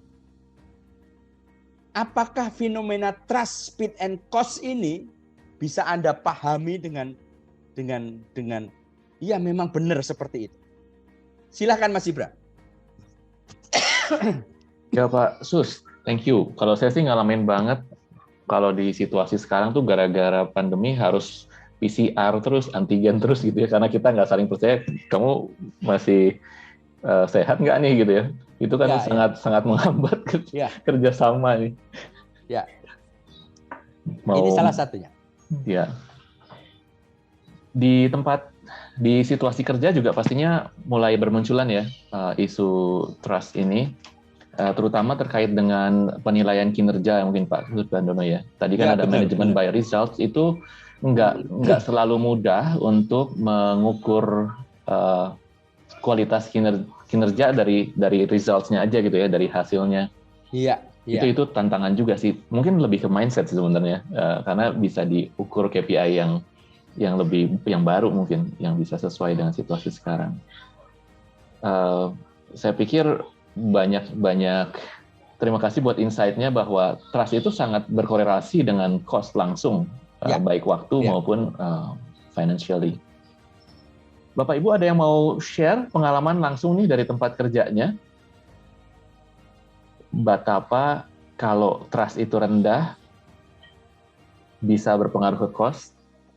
Saya ada cerita juga, misalnya tempat kerja itu kadang-kadang sudah didesain supaya orang bisa berkolaborasi begitu ya. Meja kerjanya sudah diatur sedemikian rupa supaya antar divisi itu bisa bersebelahan. Tapi kadang-kadang untuk yang bersebelahan meja pun kadang-kadang kita masih kirim komunikasinya lewat email gitu ya, nggak langsung dan nunggu respon. Betapa ketika kalau komunikasi, relasi tadi yang Pak Susbandono sampaikan itu belum terjalin, PR-nya masih banyak nih untuk membangun lingkungan yang lebih kolaboratif dan inovatif gitu ya di dunia yang sekarang ini. Bu Dewi punya pengalaman nggak Bu tentang trust? Kenapa Pak Ibra? Sorry, pengalaman tentang trust. Ya, jadi, ini nggak ada hubungannya sama leadership sih Pak. Ini kan cuma pengalaman ya. Hubungannya sama trust. Jadi selama pandemi ini banyak teman-teman yang kehilangan pekerjaan gitu ya Pak. Terus biasalah minta bantuan gitu Pak. Terus saya kan trust nih, selama dia udah kerja lagi segala macam, tapi apa ya, tidak ada kabar gitu loh Pak. Itu berarti kan saya jadi nggak trust juga sama dia gitu. Istilahnya saya sudah bantu, tadi kan katanya Pak Sus, kita harus percaya dulu gitu kan. Ini udah percaya banget, ternyata si teman yang minta bantuan hilang gitu aja gitu. Bangunnya lama, hilangnya cepet banget ya Bu. Oh ya, ya. Nah ini ada Bu Yunita Tan nih, mau raise hand. Silakan. Sore teman-teman. Sore. Jadi tahun lalu itu di toko online saya, salah satu admin saya itu ketahuan menggelapkan dana transaksi pembelian barang kosong. Pembelian barang dari pembeli saya. Ya. Nah, akhirnya sejak itu kan saya jadinya, memang karyawan yang itu udah saya PHK. Lalu sejak itu saya jadi menghabiskan banyak waktu untuk tiap malam itu recheck lagi semua chatting dari pembeli gitu, untuk mastiin saya nggak kecolongan. Jadi karena trustnya akhirnya hilang dan butuh waktu lagi untuk membangun dengan tim yang baru, itu jadi lumayan menghabiskan waktu saya gitu. Karena saya akhirnya jadi nggak bisa nyerahin lagi bagian 100% administrasi itu ke tim yang ada sekarang, walaupun yang karyawan yang waktu itu udah sempat saya PHK gitu. Karena saya ngerasa jadinya sistem yang saya bangun sekarang itu jadi nggak bisa mencegah karyawan untuk menghubungi si pembeli langsung gitu. Menarik nih Bu Yunita, bahwa kadang-kadang dari pengalaman fraud misalnya ya, yang traumatik begitu, sebagai business owner atau sebagai leader, kadang-kadang kita jadi kehilangan kemampuan untuk percaya begitu ya Pak Sus. Dan itu akan sangat mengganggu tentu saja, bahwa semuanya curiga gitu. Nah gimana? Saya punya admin itu untuk membantu pekerjaan saya kan, supaya saya bisa multitasking gitu. Nah sekarang jadinya bebannya jadi nambah gitu, saya harus melakukan cross check lagi gitu. Jadi trauma ya Bu Yunita. Iya. Ya, itu contoh menarik yang kebetulan contoh yang jelek ya Bu Yunita ya. Mohon maaf saya tidak bisa melihat Anda di sini. Tapi itu contoh menarik lah. Dan kemudian apa yang terjadi hari ini? Jadi fraud itu membuat kecepatan dari proses yang Anda lakukan itu menjadi turun. Anda harus memeriksa ulang. Mungkin meriksanya tidak hanya sekali, mungkin 2, 3, 4 kali. Itu satu hal. Buntutnya apa? Buntutnya cost-nya naik. Oleh sebab itu, Bu Yunita, kita harus pastikan benar-benar ketika kita rekrut orang. Kita harus pastikan benar-benar bahwa sistem dan aplikasi yang ada di tempat Anda itu tidak bisa ditembus oleh fraud.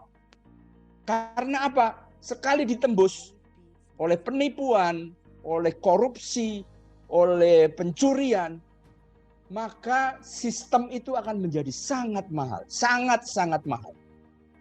Jadi sekali lagi, trust itu bukan jatuh dari langit, tidak. Trust itu adalah sebuah proses, saya ulangi, trust itu adalah sebuah proses yang harus dibangun dan diusahakan terus-menerus. Karena sekali saja ada yang salah langkah, maka bangunan trust itu runtuh. Dan itu akan memakan biaya dan yang sangat besar. Saya rasa itu dari saya Mas Ibra untuk Yunita ya. Baik Pak Sus. Jadi memang trust ini juga soal budaya ya Pak, yang perlu dibangun. Iya.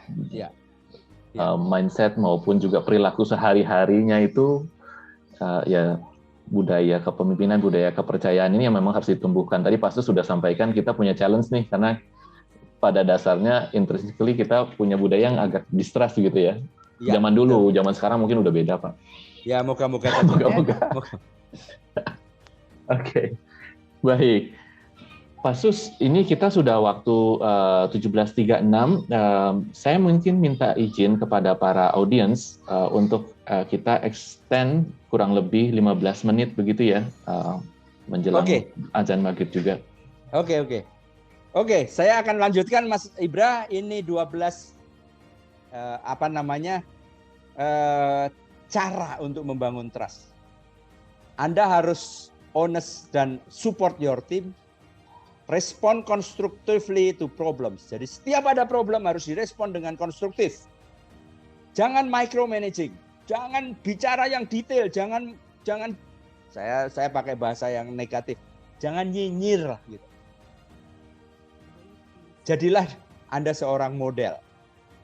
Protect your employees. Kalau Anda memperkuat sistem, Anda memperkuat kontrol, itu sebetulnya Anda protect your employees. Jaga kata-kata Anda. Kompetensi adalah sebuah keniscayaan. Benefit of the doubt. Ini kita bisa bicara 1 hari 1 malam ini Mas mengenai benefit of the doubt ini. Share necessary information. Ini keterbukaan. Build trust from day one. Jadi bangun trust dari hari yang pertama. Body language tolong diatur, tolong dibangun. Siap untuk berkomunikasi. Ini adalah building trust, from trust to achievement. Trust harus disertai dengan trustworthy. Kalau ini yang terjadi teman-teman sekalian, maka akan terjadi sinergi, kolaborasi, teamwork, leadership, motivasi, dan yang sangat penting bagi saya sebagai orang yang mengelola SDM adalah happy employee. Inilah 6 hal inilah yang kemudian melahirkan achievement. Slide saya yang terakhir Mas Ibra adalah ini saya ingin mencari dukungan dari John Maxwell dan Stephen Covey. Dia mengatakan syarat utama dari trust itu adalah karakter dan kompetensi. Saya ulangi, karakter dan kompetensi. Sekali lagi, orang baik itu dicari di mana-mana. Tetapi baik saja itu belum cukup kalau dia tidak kompeten. Saya balik, orang kompeten dicari di mana-mana. Tetapi kalau Anda hanya kompeten tetapi tidak punya karakter, maka Anda akan dibuang oleh orang. Sampai di sini diskusi saya pada sore hari ini, Mas Ibra. Saya serahkan kembali kepada Anda. Baik, terima kasih sekali Pak Susbando. Kita beri tepuk tangan dulu virtual maupun langsung begitu kepada Pak Sus yang membagikan. Wah, ini jam Pak Sus, banyak hal yang kita bisa petik sebenarnya di sini dari pengalamannya Pak Sus dan juga dari wisdomnya Pak Sus.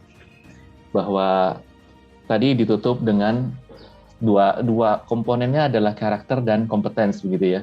Saya jadi ingat dulu ada teman yang bertanya, kalau kamu sakit mau dibedah begitu ya, kamu mau pilih dokter yang baik banget, nice banget gitu ya, tapi 7 dari 10 operasi gagal, atau satu dokter yang galaknya minta ampun, tapi 10 dari operasi 10-10-nya berhasil begitu ya. Tentu saja yang galak. Kalau udah pasrah bongkokan gitu di operasi, makanya pilih yang galak deh. Tentu saja keduanya harus imbang. Sebagai leader tentu saja kita punya dua hal itu yang kita bisa kembangkan seperti itu.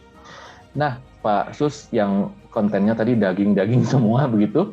Ini kita dapat kabar bahwa teman-teman kita punya 3 door prize berupa buku tulisannya Pak Sus Bandono.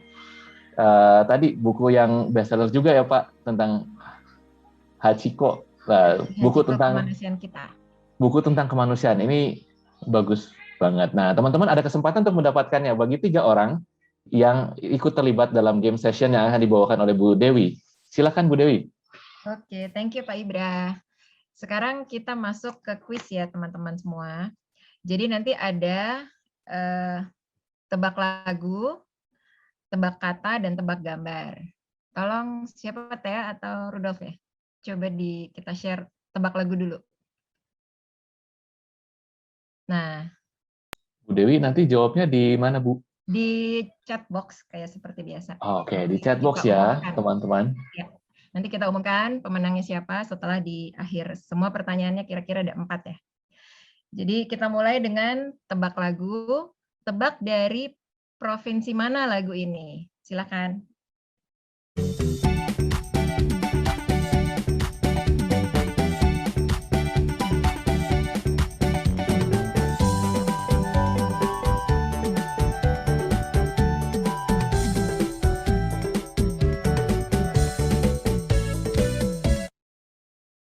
Coba diulang sekali lagi. Mungkin tadi ada yang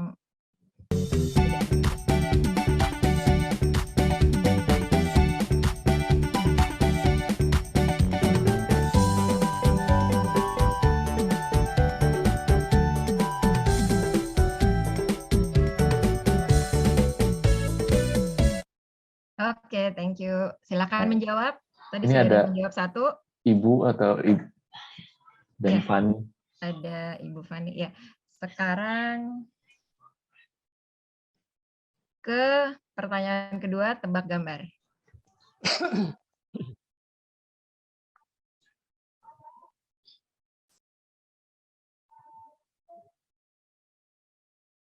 Ya, jadi di sini ada gambar. Apakah nama makanan khas Indonesia dari gambar ini? Coba perhatikan gambarnya baik-baik. Dan huruf apa yang mesti diganti dari gambar tersebut? Silakan. Ya, sudah ada yang menjawab. Yang lain? Sekarang susun kata. Tokoh pahlawan nasional di Indonesia berasal dari provinsi manakah tokoh pahlawan ini? Ya, jadi yang ditanyakan tokoh dari mana, provinsinya. Oke. Provinsinya ya, Bu? Ya, provinsi mana tokoh pahlawan ini? Oh, asal provinsinya. Ya, asal provinsinya silakan ditulis di chat box.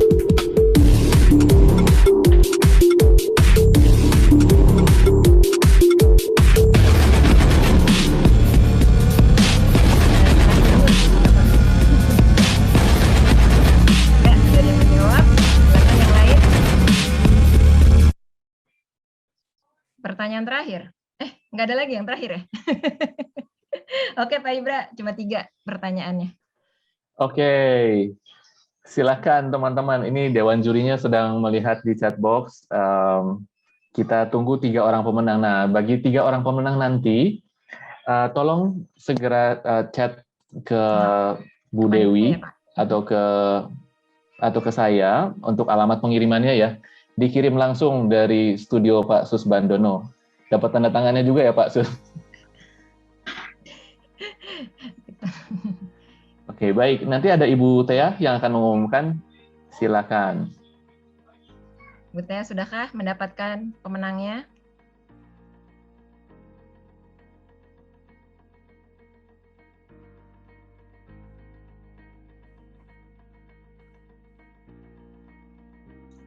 Untuk yang kali ini kita percayakan penuh kepada Bu Tea untuk menentukan pemenangnya. Keputusan Bu Tea tidak dapat diganggu gugat ya. Bu Tea katanya lagi bingung dia, nanti saja katanya. Jadi Pak Ibra lanjut dulu, nanti di akhir akan diumumkan. Oh oke, baik. Dewan Juri lagi pusing. Prosesnya supaya adil katanya Pak, nanti dari beberapa nama, karena ada beberapa yang poinnya mirip, nanti akan diundi di akhir gitu ya. Ya. Akhirnya kita menemukan proses supaya adil gitu ya, ditentukan dan undi. Oke, Pak Sus, mungkin terakhir nih Pak Susbandono, apakah ada remark sedikit gitu ya? Tadi memang sudah ada beberapa.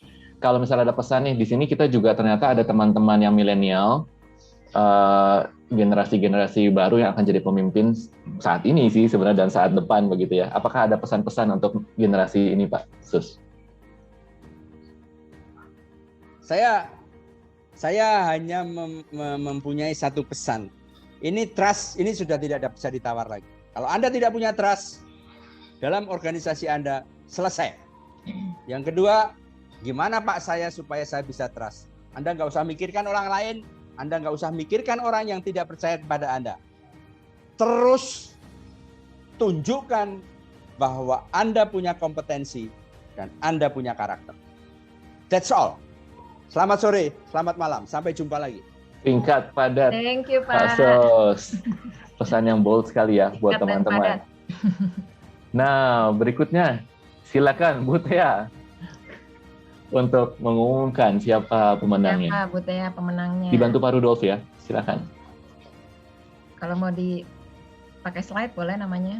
Sambil menunggu, di chatbox juga ada form untuk kuesioner atau feedback form buat kami. Mohon masukannya agar kita dapat tingkatkan kualitas Cell at Zoom berikutnya. Silakan Bu. Ibu Dewan Juri sudah selesai kah?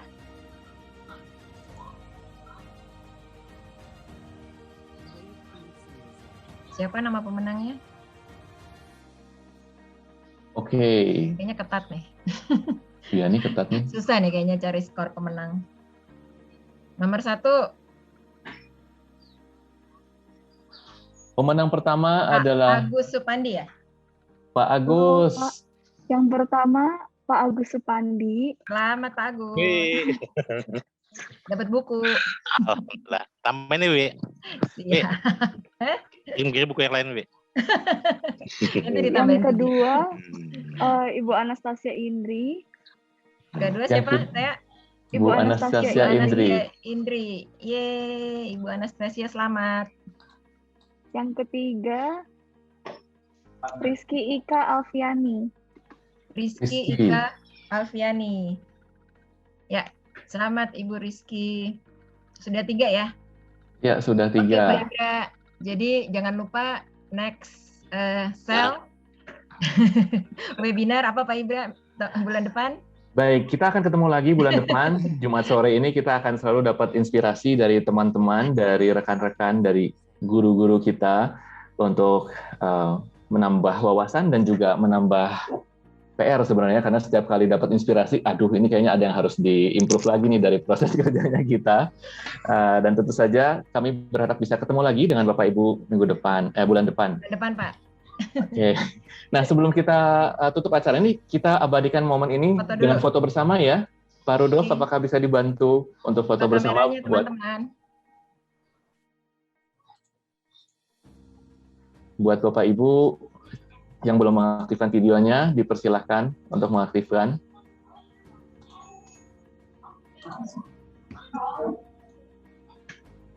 Sip. Wah, ternyata sudah pada dandan, sudah bersiap-siap. Baik, akan ada 3 slide, 3 layar. Mari kita berikan senyum kita, senyum yang trustworthy ya. 3, 2, 1. Yang kedua, 3, 2, 1. Yang ketiga, 3, 2, 1. Oke, dengan foto yang terakhir itu berakhir pula pertemuan kita sore hari ini. Semoga bermanfaat, semoga menjadi inspirasi buat kita semua untuk berjalan lebih baik lagi ke depan. Bagi para pemenang, silakan hubungi panitia, Bu Dorothea, untuk mengirimkan alamatnya. Expect untuk bisa sampai dalam minggu depan mungkin ya, ke tempat teman-teman. Informasi akan disampaikan lewat email atau chat, lewat WhatsApp, untuk informasi kegiatan berikutnya. Sampai jumpa minggu depan. Bu Dewi. Ya, thank you Pak Sus. Thank you teman-teman semua. Terima kasih Bapak Ibu.